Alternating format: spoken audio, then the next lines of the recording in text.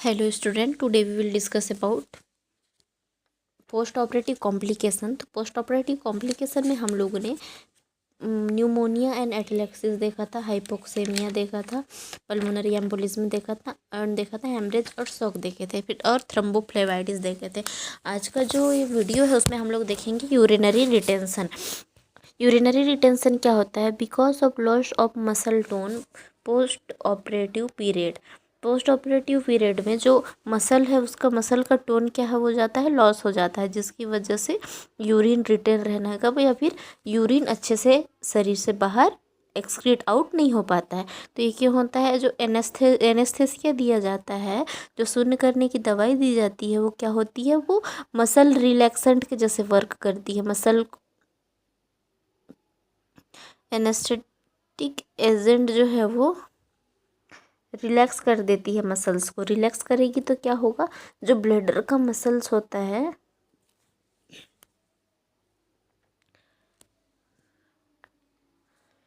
Sorry, जो bladder का muscle है, डेट्रूसेस मसल जो होते हैं ब्लैडर में, वो भी रिलैक्स हो जाते हैं। तो मसल्स रिलैक्स होंगे ना, तो जो यूरिन है वो बाहर नहीं निकल पाएगा। जब मसल्स कॉन्स्ट्रिक्ट होते हैं, ऐसे सिकुड़न होती है मसल्स में, तब वो यूरिन को बाहर पास करते हैं। अगर मसल से रिलैक्स हो जाएंगे तो जो यूरिन है वो रिटेन रह जाएगा बॉडी में ही। तो इसका असेसमेंट कैसे करना है?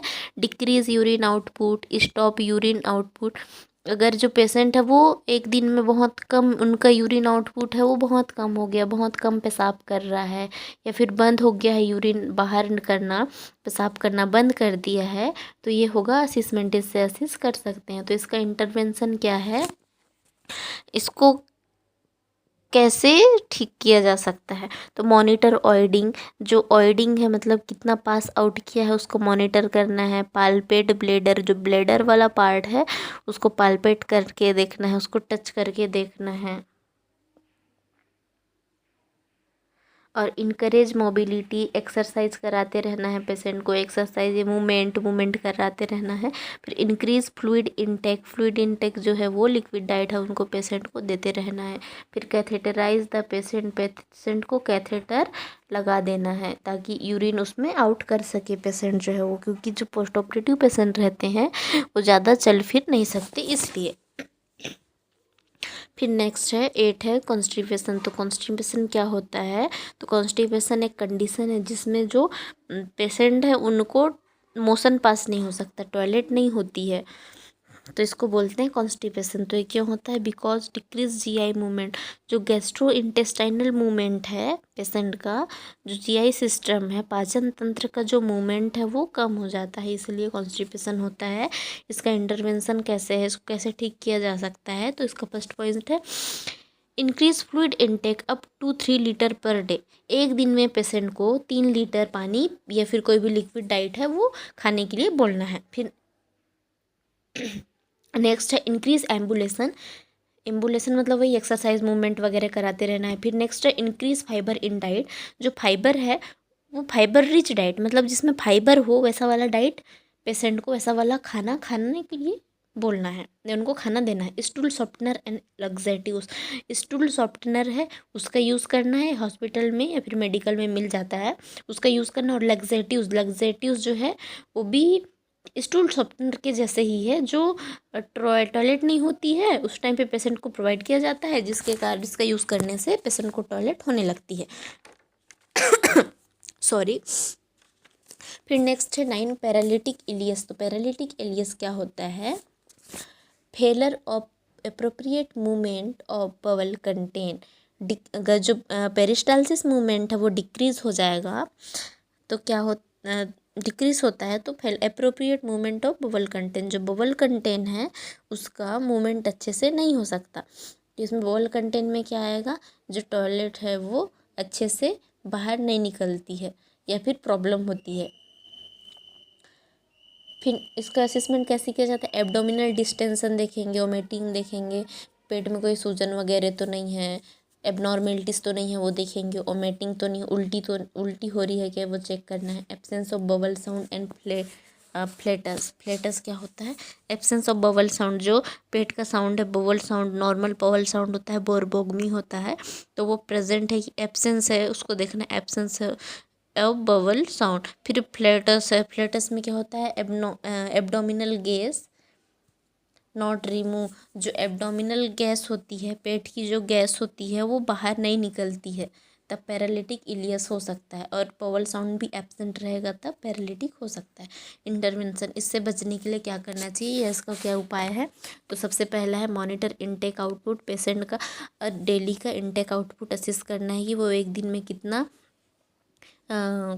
खा रहे हैं, कितना वाटर ले रहे हैं, और कितना जो यूरिन है और टॉयलेट कितना पास कर रहे हैं उसको देखना है। ये तो पैरालिटिक इलियस में तो टॉयलेट वाला कंडीशन स्लो हो जाता है, मूवमेंट अच्छे से नहीं हो पाता है, जो बबल कंटेंट रहता है उसका। तो वही आउटपुट देखना है, इनटेक आउटपुट कितना किए हैं। फिर एनपीओ, नथिंग पर ओरल अंटिल बबल रिटर्न। जो बबल है वो अपने नॉर्मल कंडीशन में जब तक नहीं आ जाता तब तक एनपीओ रहना है। एनपीओ नथिंग पर ओरल, कुछ खाना नहीं है। Then next point is maintain patency of NG tube. जो एनजी ट्यूब है उसका जो ट्यूबिंग है वो एकदम क्लियर होना चाहिए, उसमें कोई ऑब्स्ट्रक्शन नहीं होना चाहिए। फिर नेक्स्ट पॉइंट है इंक्रीज फ्लूइड फाइबर एम्बुलेशन।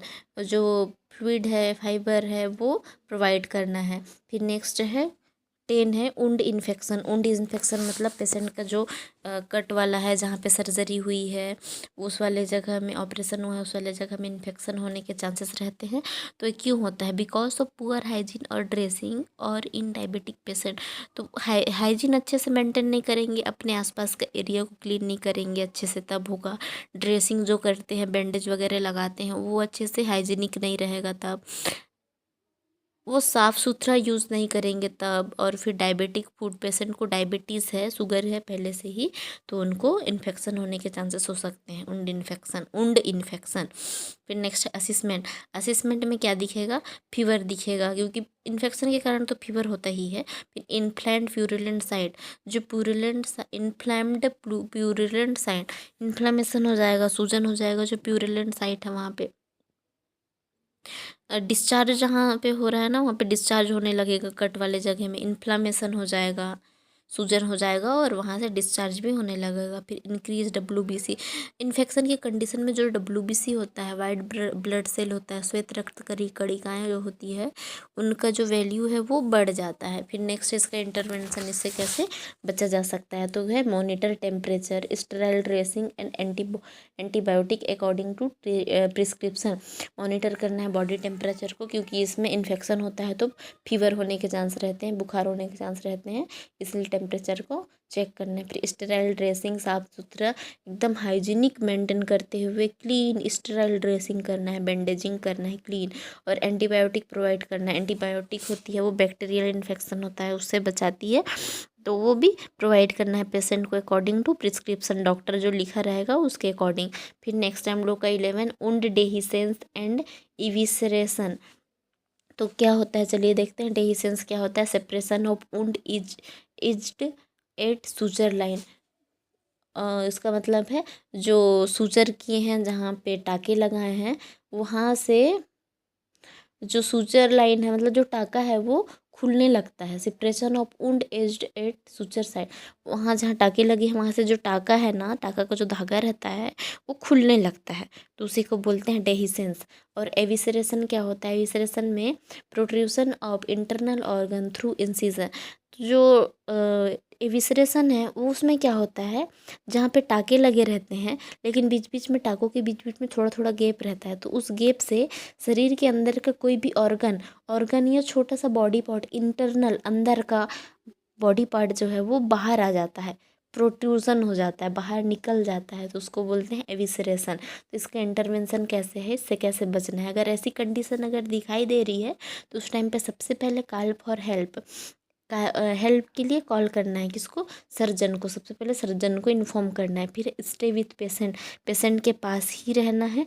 फिर नेक्स्ट है low Fowler position with knee bend. Patient को लो फॉलर पोजीशन प्रोवाइड करना है और नी को बेंड करके रखना है, नी को मोड़ के रखना है। फिर नेक्स्ट है cover wound with N S S gauze. जो उंड है, जो कटा हुआ जगह है, साइट है, उसको कवर करके रखना। नॉर्मल सलाइन सॉल्यूशन में डूबा हुआ जो गॉज पीस है, 4x4 का गॉज रहता है, उससे टेक वाइटल साइन चेक करना है, जिसमें क्या होता है, टेम्परेचर चेक करते हैं, पल्स चेक करते हैं, बीपी चेक करते हैं, इसमें वाइटल साइन में। तो ये सब चेक करना है ताकि पेशेंट का हम लोग कंडीशन को जल्दी से जल्दी ठीक कर सकें।